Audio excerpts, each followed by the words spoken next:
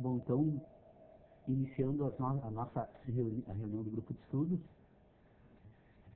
eu não sei exatamente qual a pauta que nós poderíamos adotar hoje, mas a sugestão que eu tenho para o grupo é darmos uma revisada em ordem dessa cronologia de ideias que estão sendo montadas e que me parece que tem os pontos de partida já bem esclarecidos e as conclusões, ou pelo menos os elementos parciais que nos permitem dizer que é possível ter algumas conclusões a respeito disso, mais ou menos em ordem, para verificar o seguinte: se nós vamos tratar, então, da nossa capacidade de entender e de pensar a respeito de algo, eu acho que a primeira questão que precisa ser colocada em ordem aqui são os elementos ou os dados, até para usar uma linguagem um pouco mais precisa, que precisam ser ordenados para verificar se eles se encadeiam de uma forma estruturada desde esse ponto de partida até esses pontos que nós chegamos no primeiro momento. Então, a primeira questão que me parece que nós precisaríamos colocar em ordem aqui diz respeito aos dados que nós utilizamos para pensar. Por quê? Porque toda vez que nós tratarmos de qualquer assunto, de qualquer fato que diga respeito à existência do homem, do mundo e do universo, nós precisamos saber o que liga, então, essas ideias para podermos tratar desses dados, né? Depois de muitas discussões aqui no nosso grupo, me parece que nós chegamos a algumas ideias que podem ser tomadas como ideias consenso entre nós, né? O primeiro é de que todo conhecimento humano tem origem na experiência. Acho que essa afirmação que foi feita lá em 1783, na Crítica da Razão Pura por Kant, é uma afirmação que pode ser aceita como um elemento assim de, como é que eu vou dizer, de estabilização das nossas discussões. Nas nossas discussões aqui nós acabamos percebendo que quando falamos então de experiências, na verdade nós estamos falando de sensações. Porque a experiência humana ela é resultado de um conjunto de acontecimentos que provocam sensações do homem. E essas sensações, então, elas são ordenadas para pôr em ordem aquilo que nós chamamos de conhecimento. Bom, se esse ponto é um ponto que nós podemos inicialmente tomar, então, como um elemento de organização desse debate, nós teríamos que suspender essa discussão para tentar retroceder um pouco em algumas outras ideias. Primeiro, né, para que seja possível ao homem, quando eu falo homem, estou falando em gênero humano, né? Quando é possível ao homem dizer que conhece, porque esse conhecimento, então, se origina nas suas experiências, ou, portanto, esse conhecimento se origina nas suas sensações, esse homem já tem constituído, nesse sistema de inteligência, algumas ideias que são fundantes desse sistema. Quais são as ideias? De mundo, né? De razão, que permite, então, ordenar esse mundo, e, portanto, agora de um universo no qual está contido o mundo e a razão e o próprio homem, né? Então, o que nós poderíamos tomar, então, por universo, e que me parece que também poderia ser aceito por todos nós aqui, sem controvérsias? O universo, nós poderíamos dizer que é um processo que se desenvolve no espaço. O que é esse processo? O que originou esse processo? Os fins últimos desse processo são insuscetíveis de serem respondidos, mas nós reconhecemos a existência de um processo em curso no espaço. Isso tomamos por universo. Bom, se o universo é um processo no espaço, o mundo, então, agora seriam as relações entre esse universo e as sensações humanas. O homem, como aprende pela experiência, estas experiências, estas sensações que ele, então, recebe desse universo, quando ele relaciona as sensações com esse universo, ele constitui aquilo que ele denomina de mundo, no qual, inclusive, ele se reconhece presente, né? Bom, então nós temos a ideia de universo como um processo no espaço, e de mundo como relações entre o universo e as sensações humanas. Depois, quando esse indivíduo, quando ele chega a adquirir essa competência de reconhecer o universo, reconhecer a existência do mundo, ele agora reconhece também a existência de um outro elemento, que é o elemento que organiza todos organiza esses outros dois elementos, que é a razão. Agora, a razão, então, poderíamos tomar como as sensações relacionadas entre si.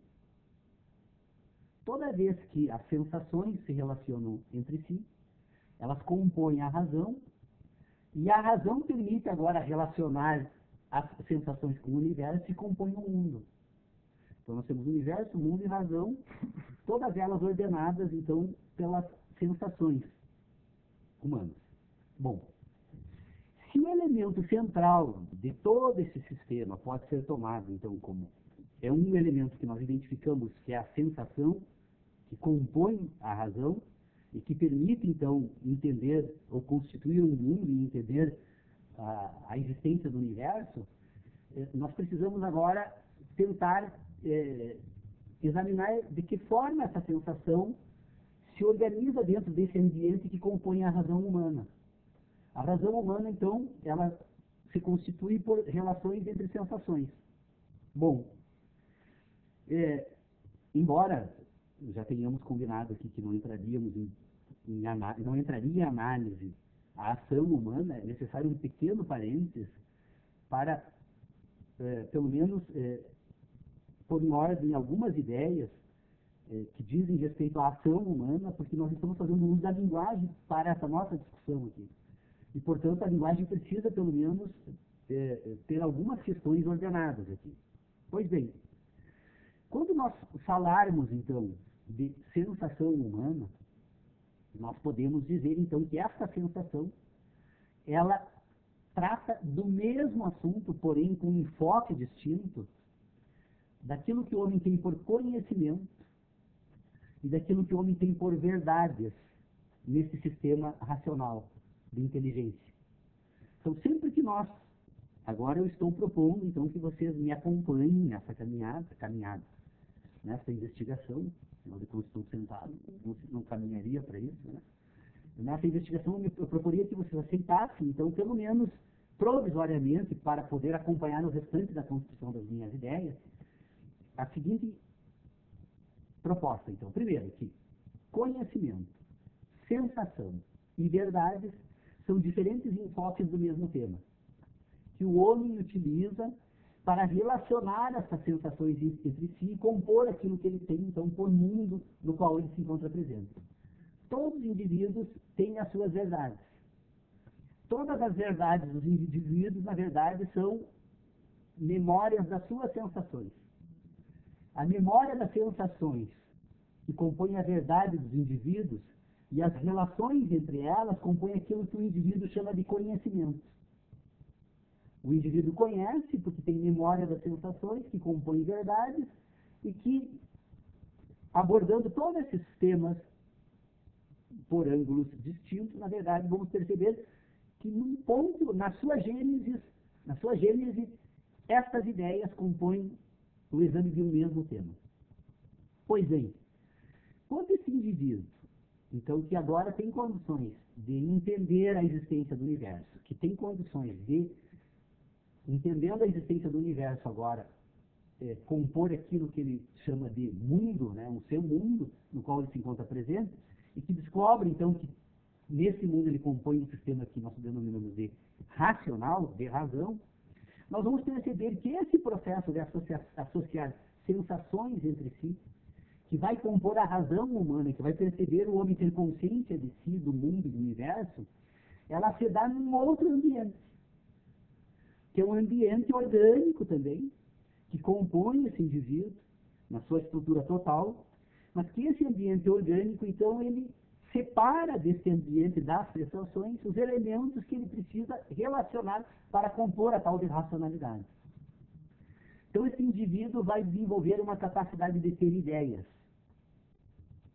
Quando esse indivíduo, munido agora de verdades, de conhecimento e de sensações, inicia um processo que desenvolve, então, a capacidade de ter ideias, Nesse ambiente de ideias, ele vai desenvolver dois ambientes de ideias completamente distintos.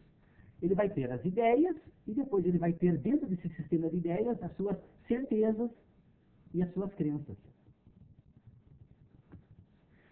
Então, se nós fôssemos novamente, agora mais uma vez, fazendo agora um parênteses para voltar para falar da ação humana, né? Se nós fôssemos examinar, então, esse ambiente, nós diríamos que certezas, crenças e ideias, novamente, são diferentes enfoques do mesmo tema. E aí é uma coisa que me surpreendeu muito quando eu me dei por conta, né? Porque eu trabalhava até então, por um longo período, sem ter feito essa distinção, e eu acho que foi aqui no grupo de estudos, quando começamos o debate sobre a distinção entre ideia e conhecimento, que eu acabei, então, retomando esse tema por diversas oportunidades, e digo a vocês, isso me levou um longo período, acredito que mais de um mês eu pensei, até conseguir sistematicamente retomando toda essa cadeia de relações, me causou uma certa perplexidade quando eu me dei por conta que nós podemos colocar dentro do mesmo ambiente as nossas crenças e as nossas certezas. O grande problema é que nós, por não estarmos habituados a separar as certezas das crenças, frequentemente, quando vamos examinar as nossas ideias, nós tomamos uma pela outra. Muitas vezes temos certeza de algo, acreditamos estar tratando de algo que é uma pura crença, no ambiente da certeza, e às vezes nós tratamos as nossas certezas como crenças.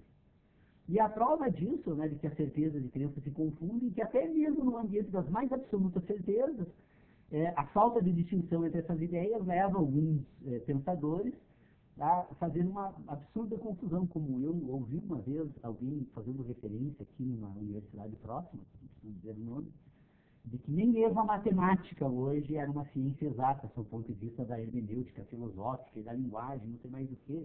E aí foram comparar umas experiências que os soviéticos andavam fazendo não sei aonde, né? Ora, o problema é que, se nós formos trabalhar com as nossas ideias sobre certezas e sobre crenças, a primeira separação que precisa ser feita é absolutamente deixarmos o ambiente das verdades, do conhecimento e das sensações num exame completamente distinto do exame que eu vou fazer agora das certezas, das ideias e das crenças.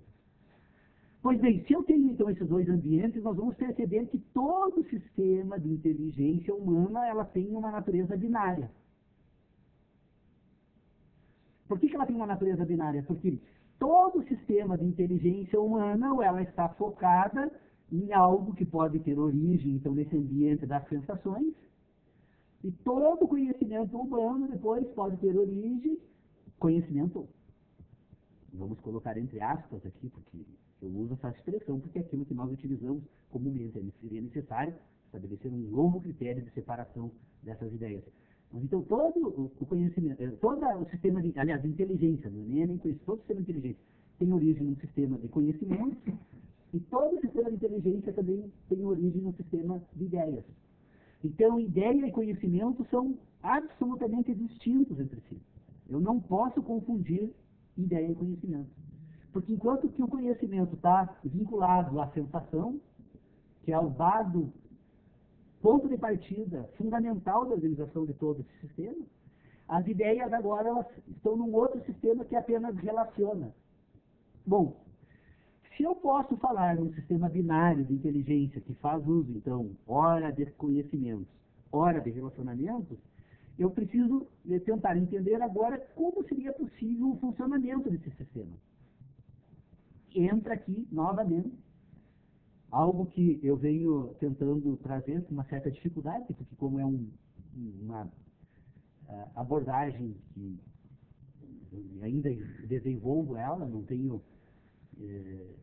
ela totalmente estruturada com base nos conhecimentos que até então foram construídos na filosofia e na ciência, eu tenho uma certa dificuldade para expor essa ideia, mas eu diria o seguinte, que todo sistema de inteligência, então, ele funciona a partir das ideias de repetição e de sucessão, novamente um sistema binário. No sistema de repetição, ele está vinculado a esse ambiente das ideias. E o sistema de sucessão está vinculado ao ambiente das sensações. Então, se eu tenho um sistema que repete e que sucede, ele funciona basicamente da seguinte forma, então. A repetição, ela é infinita. A matemática já nos provou isso. A única possibilidade de demonstrar a existência do infinito é dentro do ambiente da matemática, porque o ambiente da matemática nos permite construir um sistema que se repete infinitamente, e, portanto, na ideia de repetição, é possível fazer uma repetição infinita. Então, no sistema de inteligência humana, então, tem essa cadeia de repetição, não algo. Não algo repete-se infinitamente. E nessa cadeia de não algo, opera-se algo. Agora, quando não algo repete, é no sistema das ideias, quando algo sucede é no campo, no ambiente das sensações. Bom, se algo, agora abre-se novamente uma cadeia, né, de não algo, algo, só que neste algo ela abre 7 cadeias distintas. Que aí entra o sistema heptanimal de inteligência. O que seria o sistema heptanimal de inteligência? Olha, todo ser humano que constitui um sistema de inteligência, ele constrói um sistema de relacionamento que tem 2 sensações que são endógenas, que se expressam racionalmente, podemos entendê-las pelas ideias de dor e prazer, que na verdade é uma instrução orgânica, que lá na sua gênese nós vamos encontrar então as instruções divinas, ou damos lá o nome que quisermos, que é da sobrevivência e da reprodução orgânica, né? E depois nós temos uma cadeia que é exógena, que são então a visão, o tato, o olfato, o gosto e a audição. Ou seja, quando algo, né, abre-se um sistema hepta-relacional, em que cada uma dessas cadeias, agora elas vão novamente disparar o operador lógico de não algo, repetição. E em algumas delas, novamente algo.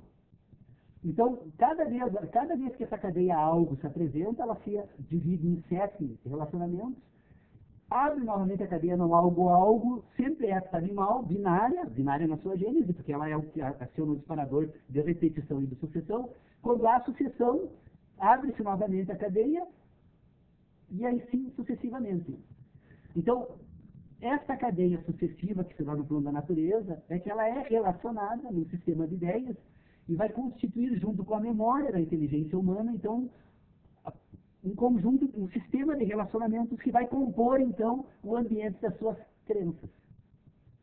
Porque quando a cadeia não algo e algo, quando as cadeias, aliás, não algo, algo, quando algo, ela sucede, essa sucessão de acontecimentos, elas vão ser ordenadas pela inteligência humana, e na medida em que elas se assemelham na natureza, olha, o operador lógico algo, né? Vamos supor, diante de um fato, a chuva, o sol, essa cadeia de acontecimentos algo, né?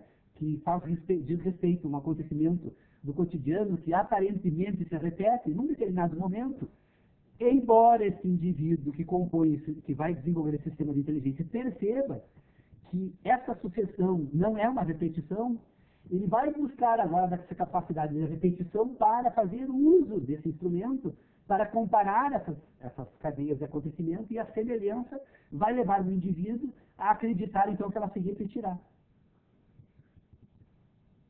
Não é uma repetição.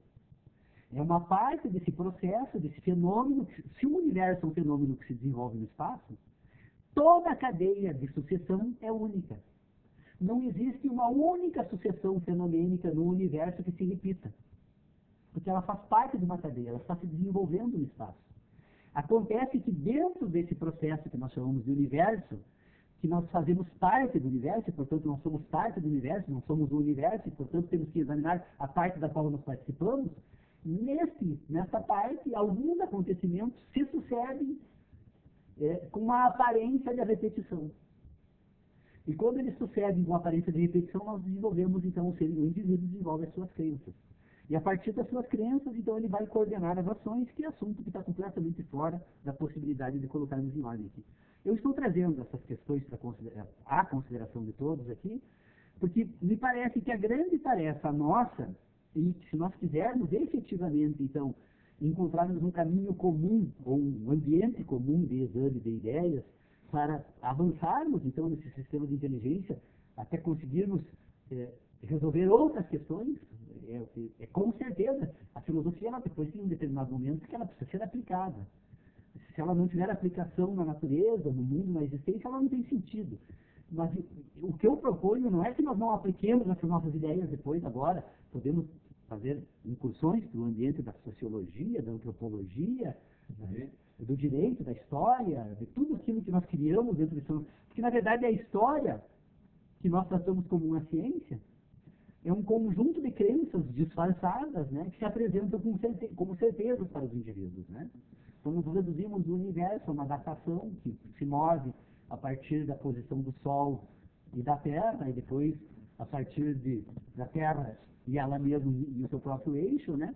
E nós tentamos reduzir todo esse universo em curso no espaço numa categoria de inteligência que nos permite dizer que nós podemos voltar ao passado para falar da história, né? Quando, na verdade, estamos construindo uma história para guiar as nossas crenças e as nossas... Então, o que eu gostaria de chamar a atenção é isso, a necessidade de que consigamos, pelo menos nessa nossa primeira tentativa aqui, pôr em ordem essa separação entre ideia e conhecimento. Sem separar ideia e conhecimento, não é possível pôr em ordem esses operadores lógicos, que são os operadores que vão, então, agora permitir que efetivamente se coloque, pelo menos sob o ponto de vista do entendimento humano, em ordem aquilo que nós chamamos, então, de conhecimento, ou de ideias, né?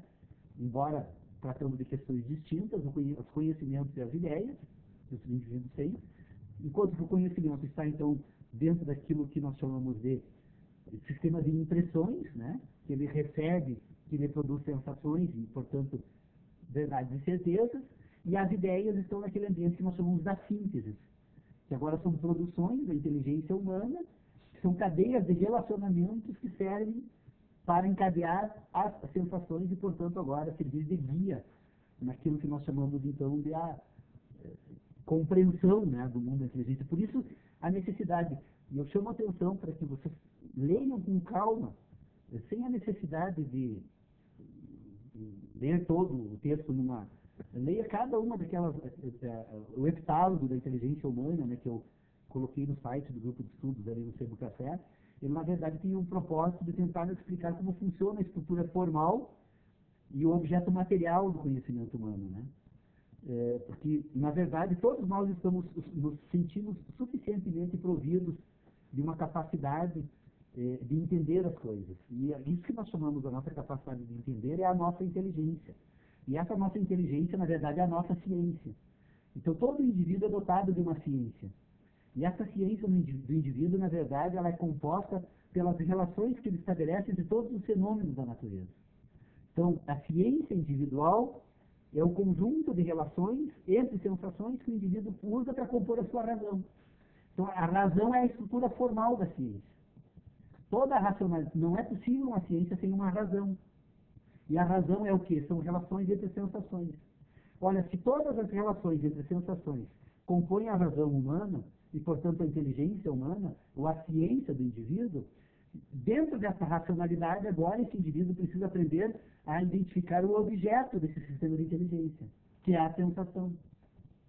Porque, embora eu constitua um sistema racional relacionando sensações, eu preciso agora identificar o objeto material, que é a sensação, porque da relação da sensação com essa estrutura formal de inteligência que nasce o entendimento humano. Toda vez que há uma adequação entre a matéria e a forma, há um entendimento a respeito do objeto. O entendimento é a adequação entre matéria e forma. A forma é a inteligência, né? A inteligência é natural, e pensar é relacionar. E pensar com inteligência é relacionar em ordem. Eu preciso, então, relacionar em ordem para usar efetivamente a inteligência. E por que no humor, especialmente no cinema, né, vocês podem... Por que nós rimos no cinema? É quando a pessoa age com estupidez. A estrutura formal de inteligência, ao entrar em contato com o objeto material, por desconhecer a utilização dessa matéria, ele adequa de forma absurda. Então, a gente vê porque espera-se um comportamento A e o indivíduo tem um comportamento B, né? Porque há uma forma e há uma matéria. A forma, e essa forma da inteligência da convivência humana, ela tende a se reproduzir. E aí, então, nós vamos chamar de cultura. A cultura, então, é um conjunto, a estrutura formal de inteligência de uma determinada, não mais agora do indivíduo, mas de uma determinada comunidade. Quando a comunidade compõe uma estrutura formal de origem religiosa, ou mesmo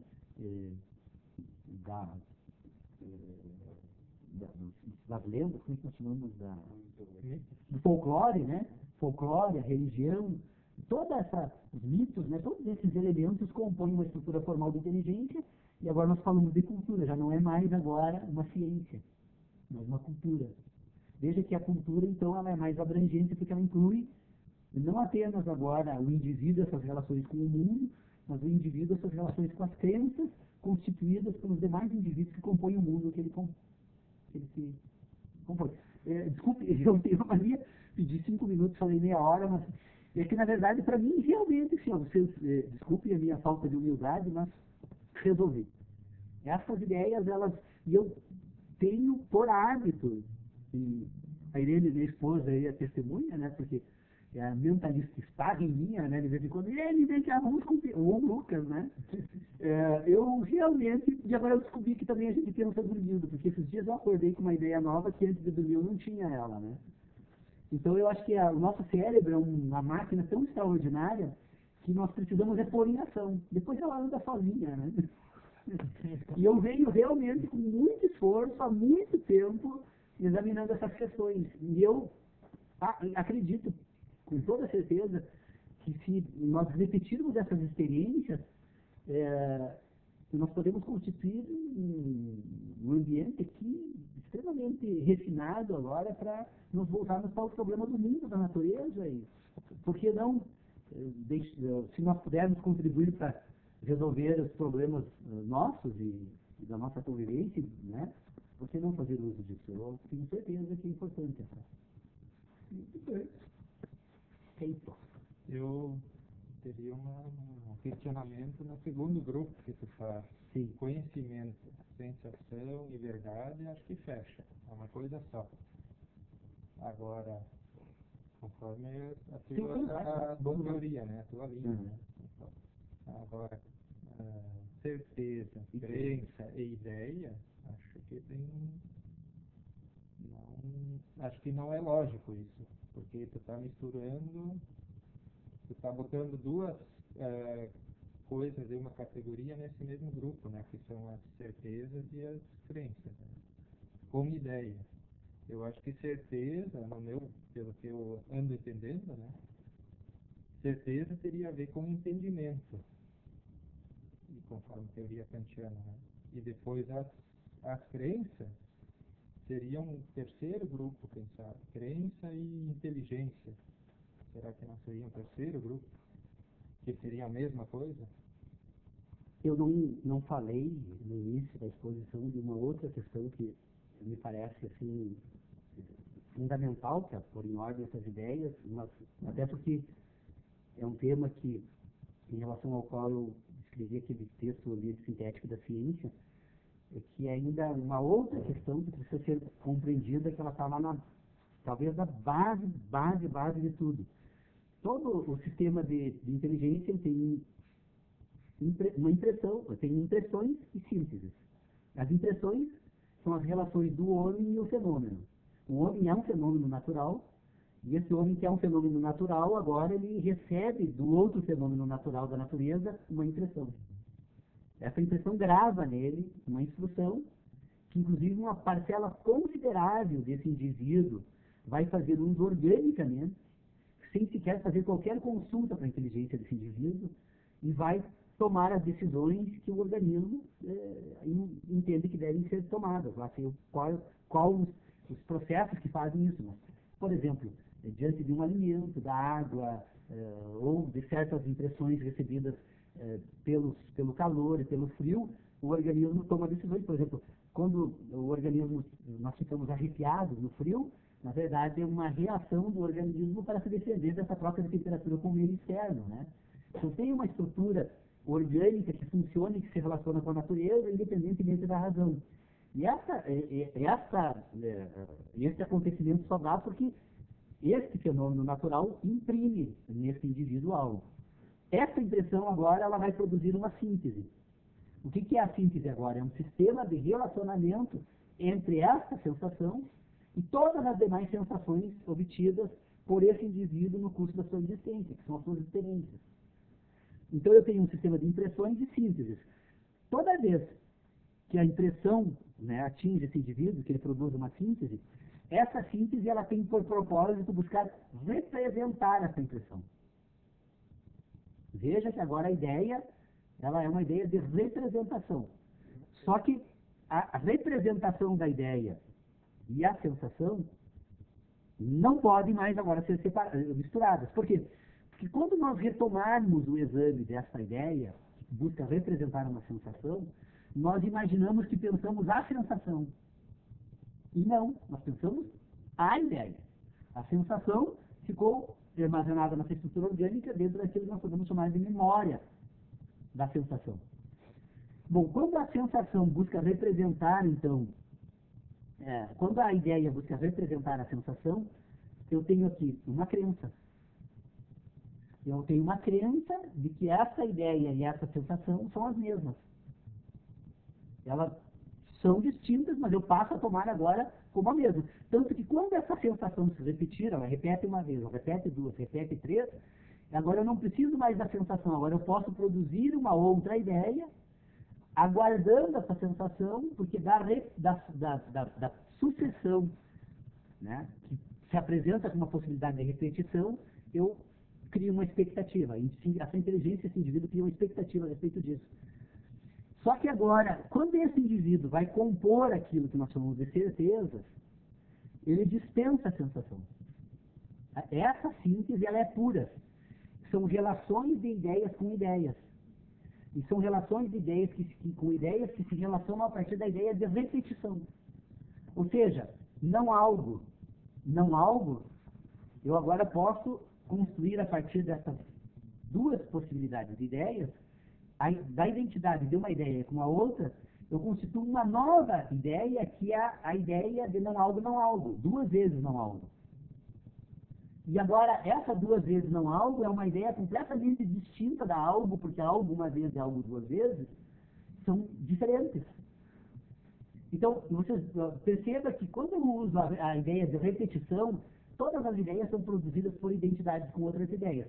Se as ideias de repetição são produzidas por identidade, essa cadeia de identidades, elas podem fazer uso de alguns recursos também produzidos no ambiente das ideias, por exemplo, o sistema binário de ideias, e eu posso construir cadeias binárias, posso construir cadeias decimais de ideias, e eu posso construir um sistema de inteligência que encadeie ideias que se identificam com outras ideias.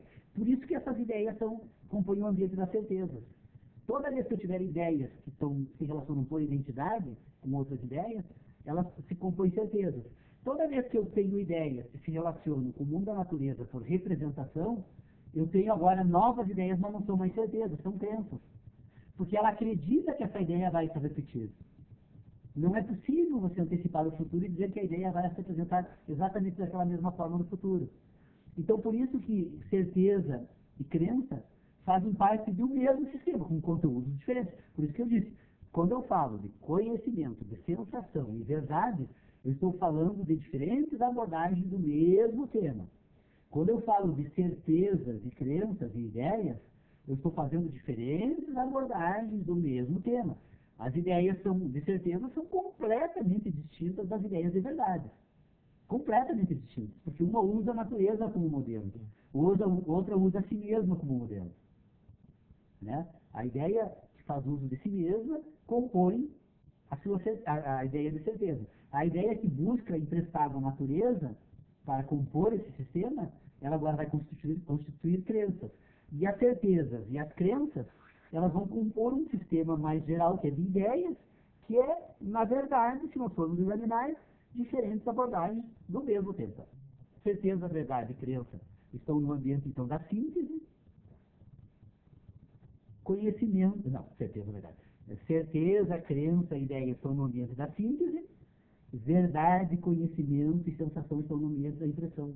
Vocês podem perceber que a necessidade de distinguir impressões e sínteses novamente se apresenta aqui. Hã? Dá com o cotovelo. Não sei se eu consegui me explicar, porque realmente esse tema é difícil, porque para mim foi a primeira descoberta que eu fiz quando comecei a pensar sobre esses temas. É o ponto de partida, é a pedra angular de todas as minhas ideias, tanto que escrevi isso em 2008, né, doutor Eduardo? Eu acho que Estamos em 2013. enfim, palavra da moda agora, enfim, depois da inteligência, termina, enfim, está resolvido. Eu concordo contigo quando tu diz que fazem parte do mesmo tema, mas com abordagens diferentes. Eu não consigo relacionar muito esses. Para mim são todos diferentes. Categorias completamente distintas. Fácil, para mim já resolvi isso, eu diz fácil mesmo, não precisa nem de perder tempo. Está resolvido já, está um certo. Não precisaríamos retomar agora. Tem depois, vai ficar a roda não foi descoberta. Conhecimento, para mim, é uma categoria bem. Daí eu separo conhecimento de verdade, certeza, crença, ideia, tudo. Né? Tem que ser dogmático, né? Não é por ser dogmático. Mas também tem ciência do conhecimento. Não precisa ser um dogma para entender o conhecimento. Porque daí eu vou dizer para ti, ó, você está sendo dogmático na sua teoria também. Porque é uma teoria que tu já disse que está resolvida. Por um dogma, tá? Eu acho que ela está pronta e não precisa mais ser revista. O único dogmático que por enquanto é o senhor Paulo Leal. Já determinou que está pronto e já existe uma verdade, não precisa mais. Né? Então é o seguinte, conhecimento para mim, aí eu vou até dizer assim, o Kant já resolveu, conhecimento para mim é de experiência, não precisava nem mudar, assim. E quando se diz que o conhecimento vem das sensações, eu digo, as sensações se dá para todos de forma igual, né? Então não é conhecimento. Agora percepção para cada um é diferente, aí sim. Então se me disser que o conhecimento vem da percepção e não da sensação. O que é percepção? Né? O que é percepção? O que tu percebe das sensações. As sensações, para todos, elas se dão da mesma forma. Se observar qualquer fenômeno da natureza e simplesmente observar, ele vai se dar da mesma forma para todos.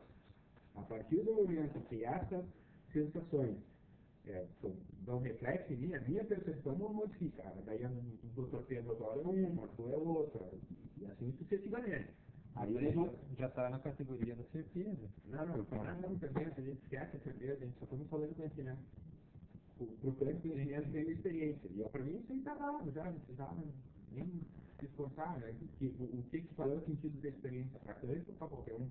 É manipular. Né? Os sentidos e tal, tudo mais. Né? Não só os sentidos também, né? Aí entram outras questões que nós podemos botar aí também, que a gente nunca falou, mas a ética, a moral, a religião e tudo mais, para constituir o conhecimento. Não é só das sensações ou só das percepções que o conhecimento se faz. E daí nós estamos limitando o conhecimento, claro que transformando ele em algo científico. Né? Científico, matemático, analógico. Mas assim, então, eu acho assim, ó, que no demais, só estou falando desse aqui, no demais que eu discorreu hoje, assim, para mim é a única questão. Nós sempre temos algumas questões que elas acabam evoluindo e chegando a algum entendimento, né? Eu acho que essa é a razão de tudo, se chegar a um entendimento. Quanto a essa questão só para mim, da onde se origina o conhecimento, né? Mas isso para mim, sim. Né? Se a gente for analisar a teoria do conhecimento, todas as pessoas que abordam a teoria do conhecimento, ela tem uma forma de abordar isso e de certa forma ela é lógica para um determinado momento e a partir desse momento me incomoda, porque eu já não... Aí eu tenho as minhas verdades construídas a respeito do que significa a ideia de conhecimento e eu acho que por aí enterra, né? Mas eu acho que no que toca sobre a questão que você levantou ali também, né, como quase que categorizando, né? Quase que como categorizando, separando esse conhecimento, verdade, crença, né? Teve uma época aqui que a gente chegou isso aí poderia ser aquelas frasezinhas de caminhão, assim, botar caminhão que na estrada as pessoas iriam aprender, né? A respeito do que é verdade, o que é certeza, do que é crença, né? Ou seja, verdade individual, crenças são coletivas e certezas são universais, né? Se tu botasse isso naqueles caminhões, assim, né? Tem que botar no site, essa ideia que você já discutiu. Isso aí é uma coisa assim, ó, que, por exemplo, quando tu fala assim, fala, certeza é universal. Na verdade, então, Tem certeza da mesma forma. isso, e crer Quando não enganado. mas eu estou dizendo assim, quando se chega a uma síntese, quando a gente chega a uma síntese, então, para mim é uma síntese poética, né? Não chegou nisso, só que, não, quer dizer, não, foi reflexão atrás de reflexão. Então se consegue, quase que num pequeno teorema, né, num pequeno poema, que dá para as pessoas um entendimento do que é uma crença, do que é uma verdade, do que é uma certeza. Por isso que eu disse, se botasse naquela faixa de caminhão ali, né, pelas estradas da vida, a pessoa ia olhar e dizer, pô, uma certeza. Certeza é universal. Eu queria pensar, né, por que universal? Né? E porque, sei lá, ali é o sol, tá? Todo mundo concorda que é o sol. A priori. Mas eu acho assim, ó, Paulo, que chegamos em lugares antes não explorados. Lugares nunca antes navegados. E as coisas assim, que inquietam, né? Essa semana eu passei de forma inquieta aí, daí tentando justamente, mas para mim foi só o que me deixou de forma inquieta e angustiado foi a ideia de conhecimento, né? Eu tentei me apegar numa... Leonardo, assim, eu não, na verdade nós não estamos discordando nem nada, estamos nos provocando mutuamente, né? Eu gosto muito dessas discussões, salvo quando tu me acusa de dogmático, né? Porque eu não... No mais, eu concordo com o método, porque eu acredito que ele é... A primeira acusação é ele, Não, isso é um dogma. Eu não disse que você era dogmático. Aqui era um dogma. Eu falei da ideia, não de ti, né? Você falou de mim, não da ideia. Essa é a primeira grande distinção. Então, assim, não. São as suas ideias, né? Sim. Que se constrói. Mas vamos... exercer, né? Na verdade, o que eu penso sobre isso, porque você traz agora dois elementos novos. Novos? Não. Você traz algumas questões que realmente eu venho pensando com muito afinco com relação a isso. Infelizmente, eu tentei levar isso para a academia, porque como eu estava fazendo esse doutorado na Unicino... Olha, só fazer um remarquinho hoje que eu tenho essa palavra, né? Não, só um remarquinho assim, a contribuição da ideia também, né? A ideia para mim, sabe, ela é muito platônica. Pois isso me incomoda. As questões platônicas para mim só servem para o amor. O Platão não serve nessa ideia de o platonismo. É tu ter aquelas paixões platônicas que elas nunca acontecem, daí elas são perfeitas. Elas estão no mundo das ideias lá, né? É aquela coisa, ela não tem perfume que colocou o nariz, ela não dança depois que vocês fizeram sexo, tá? Então está no platonismo, tudo é perfeito. É o ideal, né? Falar no ideal. Então, por exemplo, se se fala nessa questão da ideia, também me incomoda muito, sabe? Então, a ideia, para mim, ela não produz conhecimento. É que se for, por exemplo, um ganho extraordinário que teve para mim nesses últimos dias foi a descoberta de David Hume. E a descoberta que eu fiz de David Hume, na verdade, não foi ler a obra de David Hume, até porque quando eu fui examinar ali sobre a questão das ideias, realmente, ele diz que nós temos distintas ideias, e ele vai separar, então, as ideias segundo esses critérios que eu imagino que precisam ser superados. Não, mas o que me encantou na David Hume, o que me encantou em David Hume era algo que eu já havia percebido nessas reflexões, e que eu me dei por conta que era um assunto que já estava absolutamente ordenado lá em 1748, quando escreveu Investigações acerca da natureza humana, quando ele vai demonstrar que existem duas possibilidades de constituição da inteligência humana. Uma fundamentada nos sentidos e outra fundamentada na razão. Tanto que ele diz que a inteligência fundamental, o sistema fundamentado nos sentidos, ele tem a virtude, então, como ponto de referência, de atração de todo esse sistema, né? Enquanto que o sistema voltado para a razão tem o entendimento, ou a racionalidade, né? E não vale a pena repetir o que ele diz, ele está no livro, mas seria muito importante a leitura dos dois primeiros parágrafos, não precisa seguir adiante, pensar sobre o que ele escreve nesses dois primeiros parágrafos.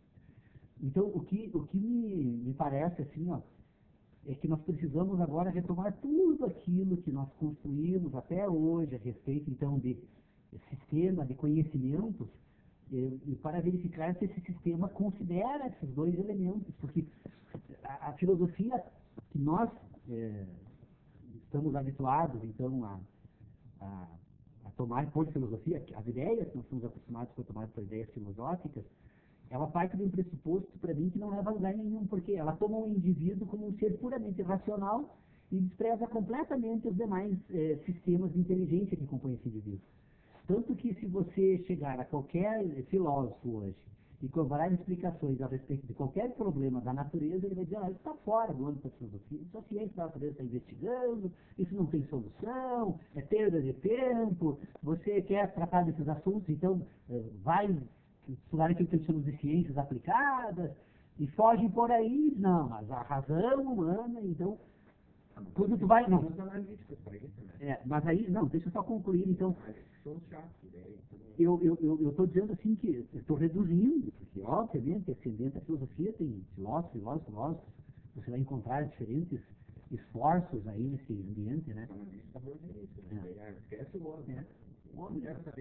O sentido do engano, portanto, deixe fora, né? É a primeira explicação que eles dão. Mas assim, nós precisamos entender o que é ética e o que é moral. Porque aí tem um grande problema, porque todo o sistema filosófico da atualidade, ela parte desses dois pressupostos. Que nós temos, então, um ambiente ético e um ambiente moral, que compõem, então, a cultura do indivíduo, né? Eu me parece, assim, absolutamente tranquilo. Nesse meu sistema, eu tenho lugar para essas duas ideias. Sim, o ambiente da ética é o ambiente das sensações. O indivíduo constitui um sistema ético a partir das suas relações com os outros e com o mundo. A ética é sempre em face dos outros indivíduos e do mundo em que esse indivíduo está. Então, é do ambiente das sensações que nós construímos a ética. O indivíduo moral, agora, é o indivíduo das ideias. Ele vai construir um sistema de ideias sobre si, sobre o mundo, sobre os outros, sobre a natureza. E quando ele constitui um sistema de ideias sobre si, sobre os outros, sobre a natureza, sobre o mundo, para ser redundante, para deixar bem claro isso, né? Ele constitui, então, um ambiente moral. O grande problema do indivíduo agora é fazer com que a moral e a ética combinem. Porque esse indivíduo que age, aliás, a coisa mais absurda do mundo de hoje, todos nós temos um sistema moral, e na vida coletiva nós guiamos pelos sistemas morais, mas na vida individual nós nos guiamos por sistemas éticos. E permanentemente estamos em conflito entre a ética e a moral. Por quê? Porque muitas vezes nós não concordamos com certas ideias. Nós nos submetemos a elas porque fazem parte de uma moral coletiva. Eu acho que são poucos que fazem isso. Eu acho que esse seria o mundo perfeito. Pois é, mas então nós temos condições. Quando o indivíduo vai... O grande problema, pega em qualquer livro de direito, de sociologia, de filosofia, a moral e a ética é um emaranhado de confusões, porque eles não separam o indivíduo. E aí o David Hume pode nos ajudar. Olha, a ética é voltada para a virtude. Mas próprio Kant, né? Ela não é do Kant. Nós temos aqui o homem mais virtuoso que eu conheço na nossa cidade. A ética é a virtude. Sim. A moral são ideias. É a razão. Não para mim. Para mim. Para ele. A filosofia, a ética, a virtude para a história. Para Kant não é. Mas é que o Kant vence. Na verdade, aí, pessoal, olha, por favor, percebam essa vida.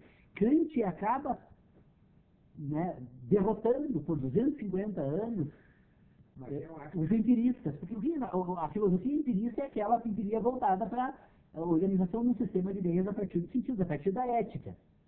O Kant é um filósofo moral, ele deu uma contribuição extraordinária para a filosofia, mas no âmbito da moral. O Kant jamais, se ele tentou estudar a ética, desculpe, meu querido filósofo aí que muito me influenciou positivamente, eu não quero fazer nenhuma crítica, mas o Kant, se ele não trabalhou com a ética, ele não entendeu a ética. Para mim, foi o filósofo que mais entendeu a ética. Ele entendeu a moral. O Kant é um filósofo moral.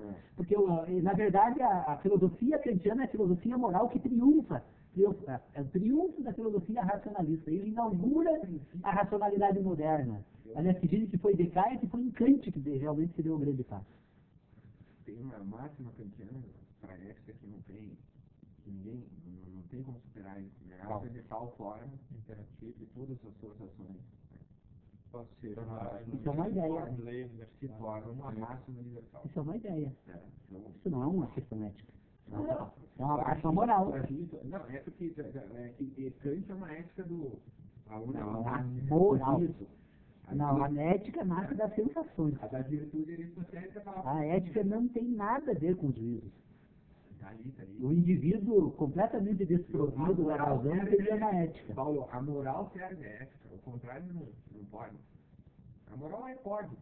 É que, na verdade, assim, quando eu falo moral e ética, eu trato de assuntos distintos. Para mim, a ética é uma coisa, a moral é outra coisa, não. A ética é uma abordagem do homem, o homem e a ética tem uma abordagem, e o homem e a moral tem uma outra A abordagem. ética, o ethos, né? A ética, uma pequena ética, a etiqueta. E a moral entraria na crença ou na certeza? A moral, E a ética? a moral entra na constituição do sistema de crenças. Todo o sistema moral é um sistema de moral. E vocês vejam que a ética e a moral agora vai compor a cultura humana. A concordância entre a ética e a moral, né, é que vai unificar os indivíduos em sociedade na composição da sua cultura. Por que a cultura muçulmana, a cultura judia e a cultura ocidental são distintas? Porque são diferentes relações entre ética e moral que eles estabelecem. Uma judia e as outras não. São diferentes relações entre ética e moral. Só que assim, ó, eu realmente não teria nem intenções de... Eu gostaria uma hora de expor. Eu já examinei com profundidade isso. Eu estava dizendo antes. Mas Infelizmente, já falando com a moral, com a ética, enfim. quando eu tentei trabalhar com essas questões, aí quando eu encaminhei meu doutorado na Unicinos, e pretendo voltar para a Unicinos e apresentar a minha tese. Tá bem. Eu quero voltar, professor Lênin. Eu quero pensar por conta própria, professor Lênin. Hein, Paulo? É que, na verdade, assim, não é nenhuma crítica a eles. O problema todo é que hoje a universidade, nós poderíamos dizer que as universidades são as antigas reduções, né? O indivíduo vai lá para ser reduzido, né? Não resta a menor dúvida, né? Que o ambiente da universidade é onde ele reduz. Se você demonstrar que ficou reduzido aquilo que é o pacote, né? Aí esse indivíduo está pronto dentro da sociedade. É como se fosse para ele no início da sua vida. Então, se ele deveria universalizar, reduz, né? Paulo, isso, Eu não aceito ser reduzido. 2 minutinhos aí tu faz, eu faço, eu já falei isso aqui há muito tempo atrás. Uma criança, quando ela desperta para o mundo, ela pega uma caneta e começa a pintar na parede, no sofá. É um horror esse caso, a mãe tentando impedir aquele potencial criativo que nasce, que aflora. E aí ela vai pinta no chão, pinta onde quiser, que ela explode aquilo dentro dela, né? Aí se chega à conclusão que precisamos socializar essa criança. Aí a gente leva ela para uma escolinha. Ela chega nessa escolinha e primeiro dá um pátio para ela, o chão do pátio. Reduz. Né? Mas aí ela já saiu daquele universo, ó, só tem essas lajes aqui para pintar e tal. Daqui um pouquinho levam ela para dentro da sala de aula. E daí dá uma folha com um círculo, um quadrado, um triângulo, e manda ela pintar lá dentro. Não pode sair. Né?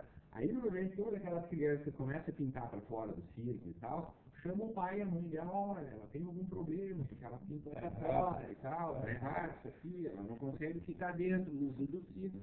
Então é isso aí, a universidade é essa redução, né? A gente já começa, quando a gente expande o conhecimento, as pessoas viram e dizem, não, vamos encaixotar aqui. Não dá para... A sociedade exige. Exato. Então você fica catalogando, né? Catalogamos o conhecimento, catalogamos as pessoas, ou seja, reduzimos, né, a possibilidade de que elas expandam o conhecimento e tal. E a academia não é lugar disso, né? Infelizmente. Aí, então, por exemplo, se quer deixa eu pensar, não tem como tu querer tu pensar lá tem regra. Você tem que pintar dentro do triângulo, dentro do círculo, dentro do quadrado. Se tu quiser ir pra fora, eles vão chamar teu pai lá. Teu Paulo não tem algum problema. Entendeu?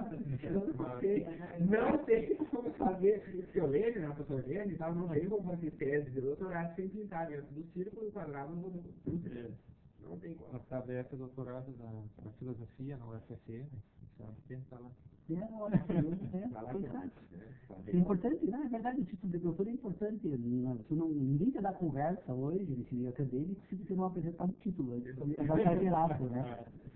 E... Não, eu já poderia ter dado, só tem quadrado aí e tal. Mas eu não aceito, né?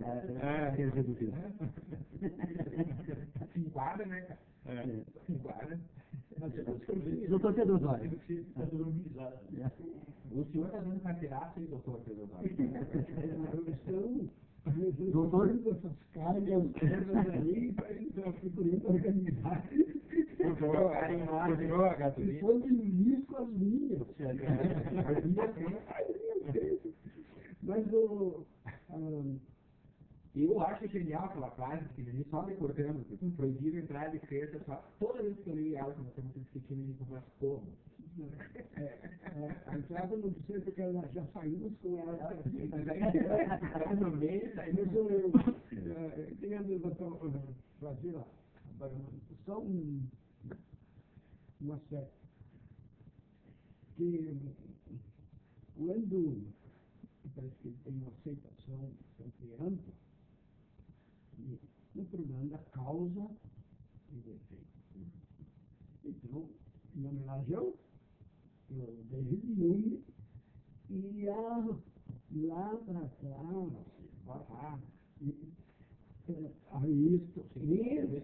entre o Aristóteles e o Hume ainda tem muitos, e um deles é o Zenão de sítio. Ele diz, chove, né? Chove, o chão resulta molhado. Uma coisa banal, assim, né? Mas que tem consequências enormes. Resulta molhado. A chuva, né? Molhou, obedeceu, né? Protejeu sobre o solo. Eis a causa. O Hume afirma isso, mas amplia um bocado também, mas generaliza causa e efeito, essas coisas estão sendo juntas. Já não mais agora se utilizando apenas do exemplo da precipitação pluviométrica. Acontece que não é nem aí, não. O melhor recuo que tem ainda é o Aristóteles, no meu modo de ver. É lá atrás. E a causa primeira. Mas não, tem concretude. E aqui está o meu problema da chuva. O que está molhando a terra da chuva. Não é. É uma precipitação de moléculas que antes era o hidrogênio e o oxigênio, né? Que é o H2O, a água que está lá em cima sob forma de vapor, e que vai refrescando aí porque o sol aumentou-se, está perto do nuvem. Então, há um resfriamento, as moléculas se aproximam, não há um espaço de gás entre uma partícula e outra, ou é diminuído. E ela tem peso e atração a matéria atrai a matéria na razão direta das massas, no inverso quadrado das distâncias. Então, agora, aquilo que era na nuvem, se despeja sobre o solo. Então, o filósofo dele teve um bom que surgiu, que disse tantas coisas boas. O senhor tomou a causa última, esta aqui, que já não é um efeito. O pingotear da água aqui é efeito da precipitação, que vem lá de cima. e que, por sinal, passa por aqui, vai alimentar a umidade e vai formar cambada de um rio. E vai evaporar e vai lá na cima de novo. Servir para os japoneses ou para nós mesmos. E agora toma-se um lugar desse círculo e diz, eis a causa. Isso não é, já está inserido no círculo de mãos dadas, naquele. E qualquer lugar que você põe é a causa. Mas final para o teu propósito.